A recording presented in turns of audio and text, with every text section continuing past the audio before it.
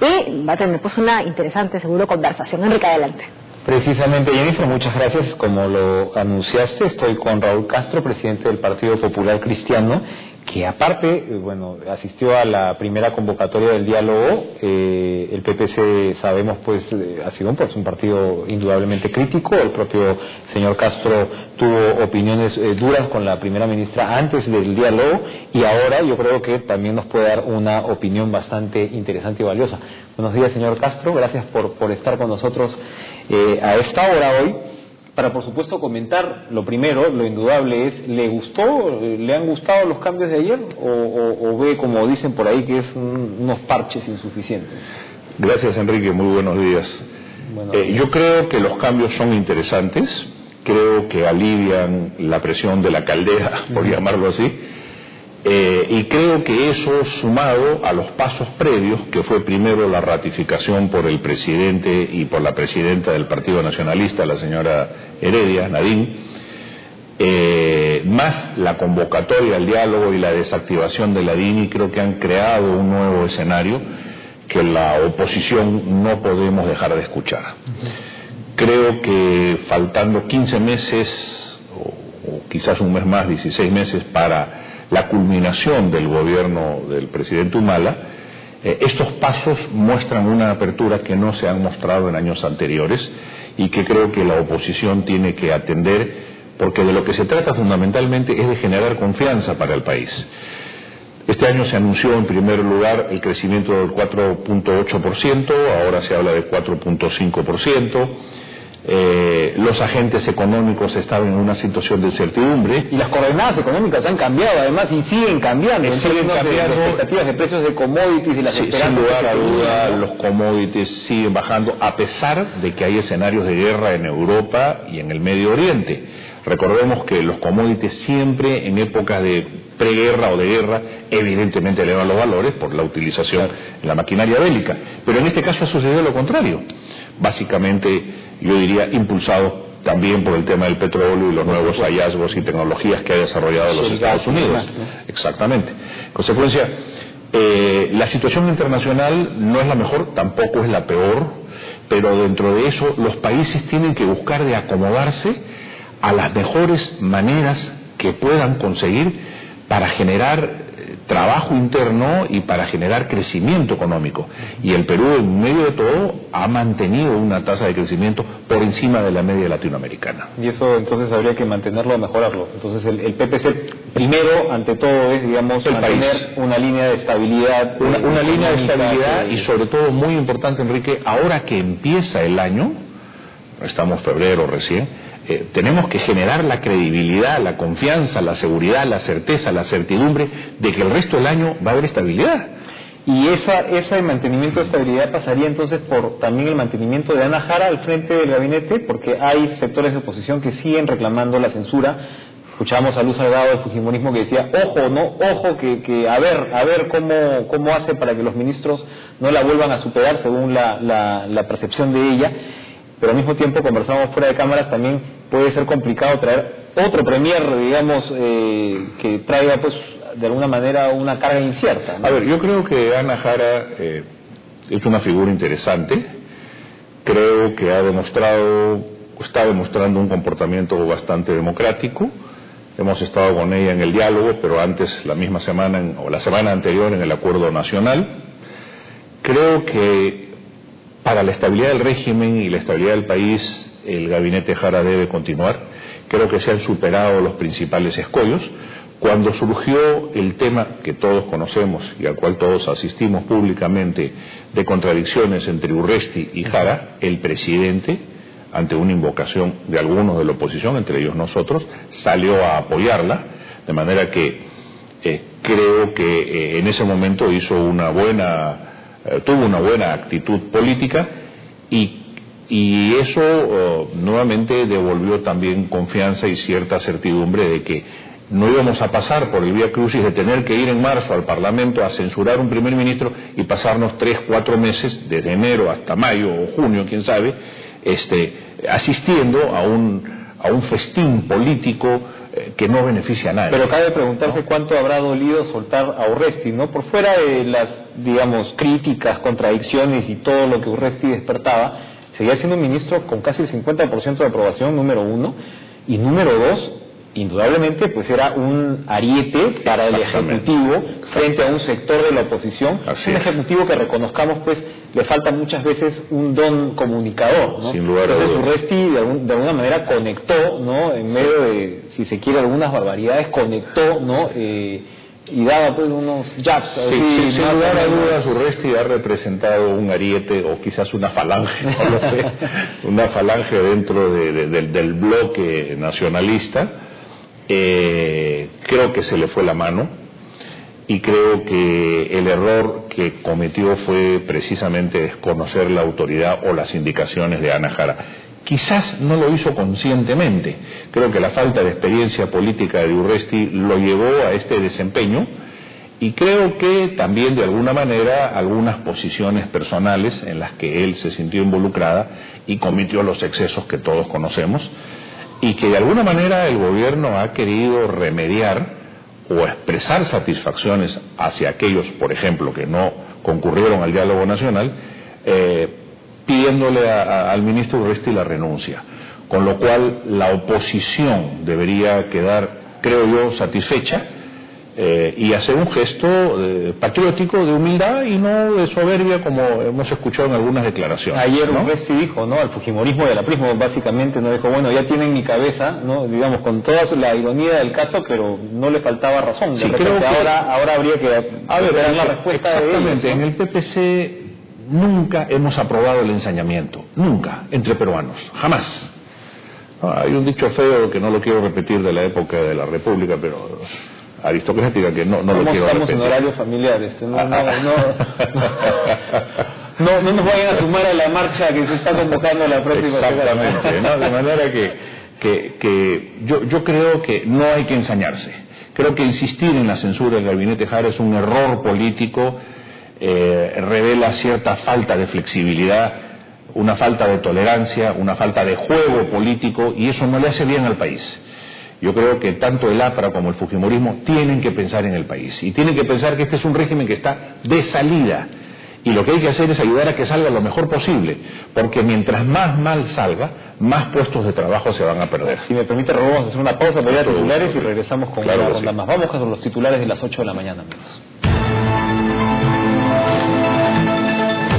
El presidente de la República, Ollanta Humala, renovó parte de su gabinete ministerial. El Palacio de Gobierno tomó juramento a los nuevos ministros del Interior, Justicia, Trabajo, Mujer y Energía y Minas. Diversos sectores políticos saludaron los cambios ministeriales. Perú Posible y Fuerza Popular señalaron que los nuevos ministros fortalecerán el diálogo y la gobernabilidad del país. La primera dama, Nadine Heredia, confirmó que su defensa legal presentó un habeas corpus solicitando el archivo de la denuncia por supuesto lavado de activos. También denunció una campaña en su contra. Una mujer de 57 años de edad perdió la vida al interior del mall Aventura Plaza en el Callao. Según su familia, el centro comercial no le brindó la ayuda médica oportuna para salvar su vida. 2 efectivos de la policía fueron recluidos en el penal de Potracancha, en Huánuco. Se trata de un mayor y un suboficial implicados en la entrega de permisos falsos para uso de lunas polarizadas. El gobierno de Haití declaró 3 días de duelo nacional por la muerte de 16 personas durante el desfile alegórico por las fiestas de carnavales. En tanto, se desconoce la salud de los 78 heridos que dejó el accidente.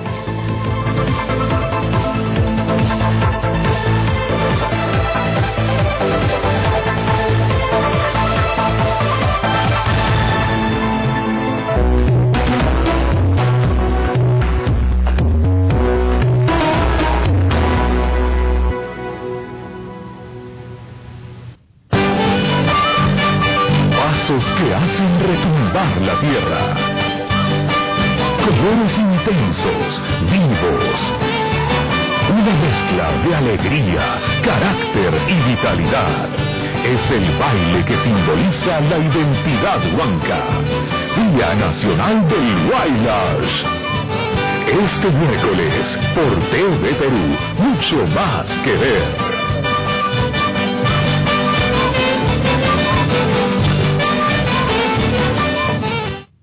Gracias a Municipalidad Provincial de Huancayo. Este domingo, en Casa Tomada. Cada generación tiene un complejo adánico fortísimo. O sea, cree que con ellos o con ella comienza todo. Está comenzando todo. ¿Hay que ser terco para ser escritor? Es lo único que te puede sostener en esta terrible vocación. En primer lugar vamos a estar con Santiago Pedraglio, sociólogo, analista político, y en segundo lugar vamos a estar con este gran escritor que es Eduardo González Viaña, aquí en Casa Tomada.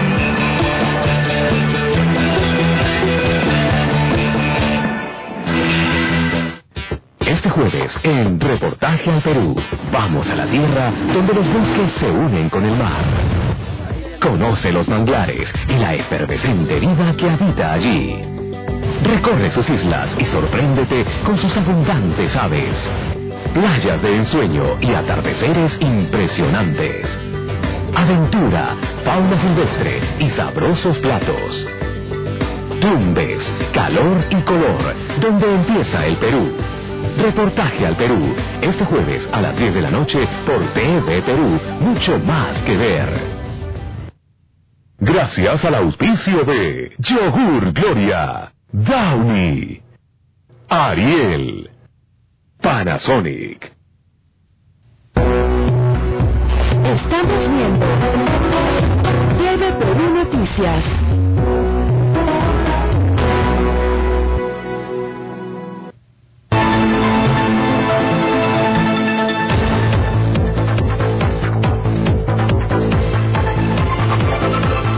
Amigos, gracias por seguir en nuestra sintonía. Vamos a continuar en esta interesante conversación con Raúl Castro, presidente del Partido Popular Cristiano.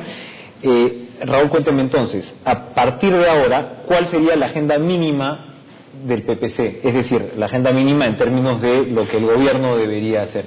Ya hemos hablado de la estabilidad económica, de la necesidad de darle una tranquilidad al país. ¿Hay algo más que se puede hacer? No, por supuesto, hay una enorme agenda política en el diálogo nacional.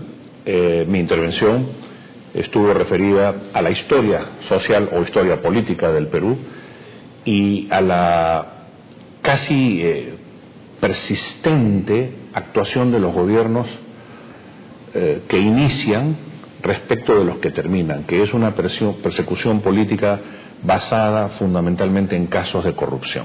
O sea, se esfuerzan en detectar, y generalmente la hay, por supuesto, casos de corrupción, y de ahí se agarran para iniciar persecuciones políticas. Y no hay en toda la historia de la República gobiernos que se hayan salvado. Y esta es una cosa que debemos observar, porque es una particularidad histórica. Es una particularidad histórica del Perú, es una mancha, es una vergüenza, es una tara. El país tiene una tara enorme que es la corrupción. Entonces nosotros señalamos con toda claridad que el tema de la corrupción era un tema fundamental en el Perú. Acá se emprendían obras públicas simple y llanamente por ganar comisiones, pero sin ninguna utilidad pública, lo cual es un crimen de lesa humanidad teniendo en cuenta las condiciones de pobreza que todavía tiene el país. De manera que el tema de la corrupción es un tema en el que hay que ponerse de acuerdo, hay que concertar, hay que transparentar, y para todo esto hay que mejorar el sistema político, entre ellos el sistema electoral, y de ser posible recuperar la bicameralidad. Yo dije claramente en la sesión de Palacio de Gobierno, estamos sentados acá porque no hay un Senado de la República, porque en una Cámara única es el espacio precisamente para discutir el diálogo nacional de Estado, ¿no? Las políticas de fondo, los grandes acuerdos. Los grandes acuerdos en una Cámara donde uno tiene 3 minutos para sustentar un proyecto de ley, 1 minuto para contestar, con 1 minuto de prórroga y 1 minuto para replicar. Entonces, claro, es bien complicado ponerse de acuerdo o decir que la caja de resonancia que es el Parlamento Nacional está atendiendo verdaderamente los problemas del país. Muy bien. ¿Sí? No quiero que usted se vaya sin que me comenten la situación de su propio partido, porque ustedes van a tener un congreso que además coincide, me parece, con el cumpleaños de Luis Bedoya. Fundamentalmente vamos a celebrar el cumpleaños del gran patriarca de la política nacional, Luis Bedoya Reyes, que cumple 96 años. En espléndida forma. En espléndida forma. Anoche he estado conversando con él, hoy día voy a conversar nuevamente. Queremos hacer un reencuentro de todos los viejos, nuevos y intermedios PPCistas, me refiero a las edades, por supuesto. Por supuesto. ¿Y sus amigos dentro del PPC van a lograr que usted adelante elecciones antes de noviembre? No, amigos entre comillas. Esas prácticas en el PPC están desterradas.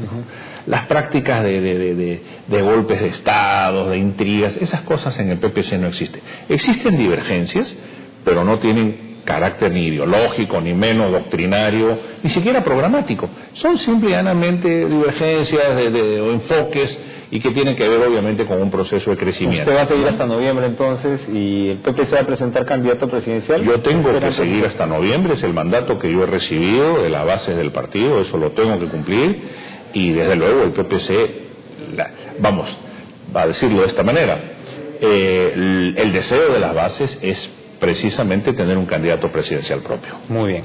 Bueno, mucha suerte pues en todo este proceso. Muchas gracias por estar con nosotros a esta hora, señor Raúl Castro, y seguramente seguiremos hablando pues sobre cómo va avanzando el diálogo político.